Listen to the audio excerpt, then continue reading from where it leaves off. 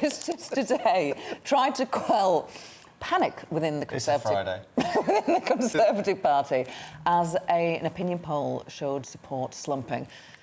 After 149 consecutive polls showing the Conservatives in the lead, this morning, the latest one from YouGov shows Labour ahead. It's just one poll. Polls can be misleading, but this morning the Prime Minister is faced with a slump. His party's ratings of 5 points, down to 33%, with Labour up 1 point on 35%. And this comes after a week in which the government raised national insurance, of course, by hundreds of pounds for most taxpayers in order to pay, they say, for the NHS and social care. And Boris Johnson denied older voters a bumper payday too by suspending the triple lock-on pensions, which would have seen the basic state pension increase by almost 8%. Joining us now in the studio to discuss this is the one and only, we've got a Friday feeling, Tom Harwood. Tom, I mean, it's one opinion poll. Let's not get too carried away. But what's your interpretation of it? It's not as straightforward as Tory voters going to Labour, is it? That's absolutely the point here. The Labour Party has stayed about stable in this poll on 35%, now well within the margin of error as where it was before. Now, the Conservative Party, however, has dropped down by 5 points. And looking at where those 5 points have gone, they haven't gone to the Labour Party. Looking at the Lib Dems, they're up by a couple of points. They're now in double figures in this poll. But interestingly, Reform UK, the formerly known as the Brexit Party, not known to a huge number of voters unless they're sort of very online or really interested in politics, that party is now up to 5%. And so it's very interesting to see this sort of dissemination of the Tory vote, not going to Labour, but going to other smaller parties. So it's a hugely mixed picture here. It's not good for the Conservative Party because they're losing votes, clearly, but it's also not a saving grace for the Labour Party, who are basically standing still. It's going to be interesting to see how these dynamics play out over the coming weeks and months, because, of course, the last time the Labour Party led in the polls, it was January, before the vaccine rollout, before that kind of success. So, really, what's going to be the next major event to change something? And we can't really see what the next major event is going to be, other than the Tories have announced new tax hikes. And that's something that really upsets traditional Tory voters. So you mentioned Reform UK. That's the party of Richard Tice, who's been on GB News a fair bit. He was part of the Vote Leave or Leave.eu campaign during the Brexit referendum back in the day.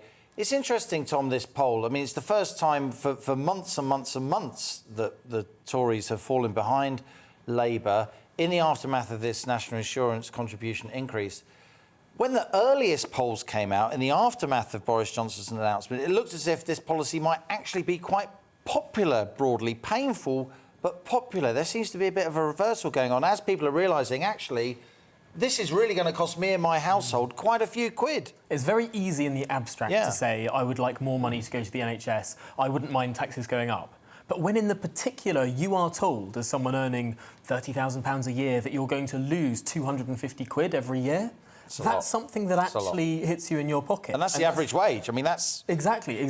So, I mean, this is not talking about an ethereal concept that doesn't affect people. Ordinary people are feeling this in their pockets, and that really affects the ethos of the Tory party. Actually, I was speaking to a Conservative backbencher yesterday, Peter Bone, quite a notable backbencher, who was warning very much about this prospect. If the Tory party is not seen as the low-tax party anymore, he warned me that voters might start going to other parties. I think we can see that clip. We've got to get back to being a low-tax, low-spend party. Now, if all we do with what happened last night was to put billions of pounds into the NHS with no improvements in efficiency or productivity, then we will be just like Gordon Brown. So the challenge for the government is to make this money work. It's not the money you put in, it's the outcomes that are important. Get the outcomes right, get back to cutting taxes, getting back to growing the economy. That's where our heart is, but because of COVID, we're not there at the moment.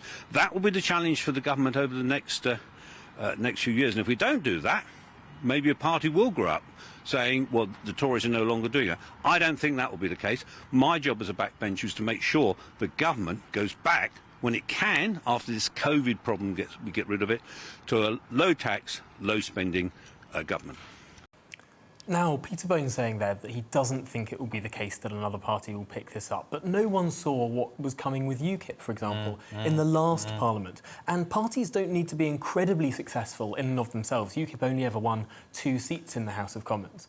But if they take enough away from a party that's leading in the polls, that can have huge effects in terms of how that party acts. And so I'm sure that lots and lots of Tory MPs now will be looking very closely at what the next polls to come out are. This YouGov poll that puts the Tories a little bit behind Labour is the first to happen since that vote in Parliament this week, since it was confirmed that these tax rises will be going ahead. To see if this trend continues will be very, very important and will determine, I think, a lot of Conservative Party action in the months ahead. And it's a different sort of Boris Johnson that we've seen as a result of this decision, because he's always been regarded as a populist, somebody who doesn't really take the difficult decisions but has the sort of finger on the pulse of the nation, so he's in touch with the nation.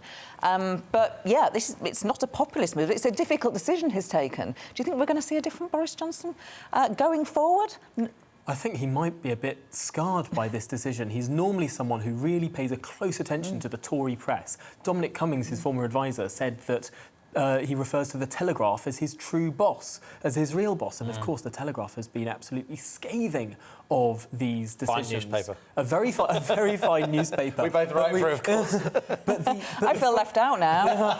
I have written for it, if that helps. Well, I think one of the defining moments of this week was a front page of the Telegraph a few days ago that showed the tax burden, the amount of tax take that the UK government has taken since 1945. Yes, absolutely. And showing that next year, or in the next few years, as this tax rise bites and kicks in, and the corporation tax rise hits as well, the UK tax burden will be the highest sustained tax burden since the war. And that under a Conservative... Highest in peacetime. Highest in peacetime history. And that, for a legacy of this Prime Minister, is something that is going to weigh very heavily on his mind. Just briefly, I think the ultimate display of power by the Prime Minister in the recent weeks is to, get the hairs running. There's going to be a reshuffle, so all the ministers there sitting there going, oh, we won't rebel. And then...